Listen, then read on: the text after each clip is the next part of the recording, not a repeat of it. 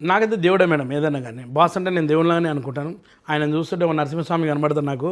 ఆయనతోటి కలిసి మా ఫ్యామిలీని ఒకసారి కలిపియాలని నాకు కోరిక మేడం. అది ఎప్పుడు కూడా మా వైఫ్ని మా ఇద్దరు పిల్లల్ని కలిపి ఒక ఫోటో తీసుకోవాలని అది ఒక కోరిక ఉంది. అండ్ అలాగే ఆయన ఎప్పుడు కలిసిన ఆనందమే మేడం. ఎప్పుడు హ్యాపీగా ఉండాలి. ఆయన ఉన్న రోజులు అన్ని సినిమాలు చేస్తూ ఫుల్ ఎంటర్టైన్ చేస్తుండాలి జనాలను. ఎప్పుడు కూడా ఆయన కార్యక్రమాలు ఎన్నో చేస్తారు, సేవా కార్యక్రమాలు చేస్తూ మా సపోర్టు, మాలాంటి అభిమానులు ఎంతోమంది ఉన్నారు, వేల మంది కోట్ల మందిలో ఉన్నాము.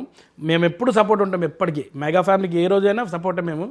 అండ్ అలాగే బాస్ ఎప్పుడు చల్లగా ఉండాలి మనస్ఫూర్తిగా కోరుకుంటాం మేడం. అండ్ అలాగే పవర్ స్టార్ పవన్ కళ్యాణ్ గారితో కూడా సినిమాలు చేశాను. నేను చెప్పలేకపోయాను ఇప్పటిదాకా.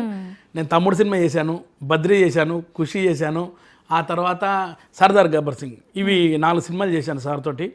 అప్పట్లో మంచి బాండింగ్ మేడం. స్టార్టింగ్లో ఫుల్ హెయిర్ స్టైల్ ఇట్లా ఉంటుండే మాకంతా. మీరు తమ్ముడు సినిమాలో చూస్తే అందులో 2 గ్యాంగ్లు ఉండేవి.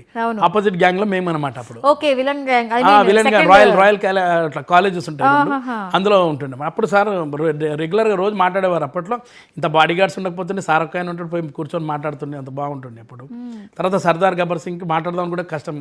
అప్పుడు ఫుల్ బాడీ గార్డ్స్ వచ్చేసి. ఇప్పుడైతే రెస్పెక్ట్ డిప్యూటీ సీఎం గారు అయ్యారు కాబట్టి కలవనికి కూడా అవకాశం దొరకకపోవచ్చు.